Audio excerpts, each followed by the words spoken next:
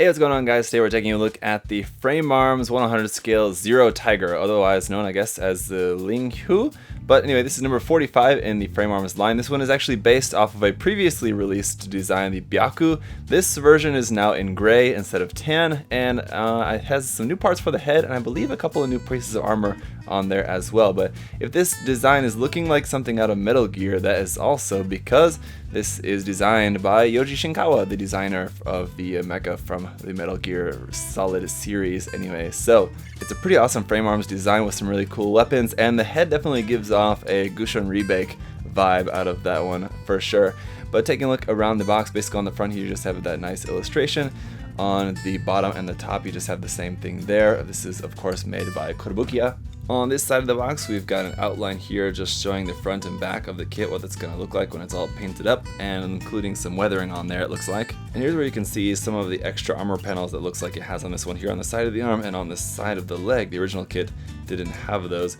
And you also got the two cannons. I believe it should come with two cannons just in the box. I don't think that's something that you have to like buy two of the kit in order to do that. And it does also have some different armor here up on the top of the shoulders now. And the regular version just has this regular armor here, but this new shoulder armor there is a little bit different. So you have that. So you have it's kind of with it's a little bit more armored up look to this version of this design. And there's that rifle there for some weapon gimmicks. Around here on the other side you can get a look at the different variations that you can make with the head, so you have a few different options for that. All pretty cool. The big chin definitely gives off a kind of Metal Gear Ray vibe. Not really too big into that big giant Jay Leno chin that it's got on there, but the head options do look pretty nice for this. Here's how it's going to look exactly just snapped up straight out of the box without being painted, and obviously not going to be a whole lot different. Obviously if you were going in and doing some panel lining, some weathering on that, just even on the bare plastic, wouldn't really look all that different. So in terms of the color apps, it's pretty much all there. And then we have the list price for this as 6,000 yen. So 6,000 yen is pretty standard. So getting into our bags of runners, obviously it's just going to be a lot of gray, as this kit is pretty much just all different variations of gray, dark gray, off-white, dark gray, brownish gray, medium gray, off-white. Our sword blade appears to be a kind of translucent, smoky black clear, which is pretty awesome. Let's get a look at the manual here. We just got a nice big photo of the painted and slightly weathered kit there on the front. On the back, some nice illustrations of that. Really cool illustrations here of the head, new head for this. And then the painting, the color guide there is up at the top. It's all in Japanese, but you can get that translated easily enough. Opening up to the front page here, we have our parts list, so you've got all of that. And yeah, it looks to be that the new runners for this version of the kit are these two here at the bottom. This new runner here with all the new armor panels, which I mentioned before, and then new parts there for the head as well. So the construction just goes through here. It looks like you build the body first. In this case, you don't have the fully pre-built architect frame inside there. It's like a completely new frame here for this. It maybe uses some similar parts. I'll have to take a look at the runners more closely, but it does look like you're not really going to have anything really from the architect frame for this. Here in the center we have some more information all in Japanese there, but there's again the same illustration from the front of the box.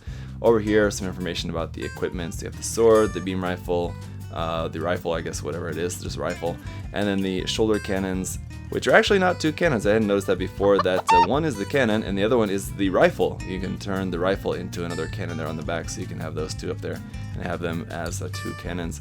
And then it's just about the kind of shield here on the arm, which the shield again is just some extra plates of armor for it. And you just continue on with the construction and then the weapon construction, putting on some of the new parts for that. And that is pretty much it, so nothing really too much else there to look at in the manual. Let's just get on with taking a look at the runners. So first off, no stickers, no water slide decals or anything like that, no poly caps. We just have this one pre-painted part here. It's just this single little gray part there with some pre-painted blue there for the eyes, which will be pretty nice. So here we have runner R, and this one is marked Frame Architect Type 001R. So this is going to be some parts of the frame that are not exactly from the Frame Arms Architect frame, but they're very similar in terms of their design. So like you can see the hip joint and some parts for theirs that look a lot like the kind of parts that you would see with the Architect frame, but they're just going to be a few of them on here used with this kit. Then we got runner B with a whole bunch of parts here in this kind of light, warm gray color. It's a pretty nice color here for this, almost tan, but a little bit more desaturated. Then you've got runner C for some more parts here, which look to be probably parts just mostly for either the arms or the legs, because we've got 2 of this C runner. Runner D is in a kind of medium gray color here for some of the joints and kind of more frame parts. And then some more of that here on the E runner as well, just some more joint and frame parts. This, guys, would be probably mostly for the arms and legs because we do have 2 of this E runner. Runner F is a few small parts here in this light, almost slightly purple tinted color of light gray, off-white color. But then runner G is definitely in a warm off-white color, almost to a cream like that here for the lighter color parts. And then a few more of those here on the H runner as well, and we do have 2 of this H runner. And then runner I is actually in a kind of very light brown color here. This would be parts for the weapons, for the cannon and the rifle, it looks like. And we do have 2 of this, so you will be able to make 2 of the rifle, it looks like. Runner J then getting back into some more of the armor parts. You can see we have a few of the hand option parts for this. It looks like we're going to have maybe holding hands, trigger finger hands, either holding or trigger finger hands, I'm not exactly sure. But then also a set of closed fists and open hands, it would appear to be. And then runner K is again in this kind of very slightly translucent black color, which is pretty nice, a very dark, smoky, clear black. And then runner L is one of our 2 new runners for this kit. This would be the extra armor plating there for the sides of the arms, legs, and shoulders. And then our other new parts here on runner M are the new parts for the head.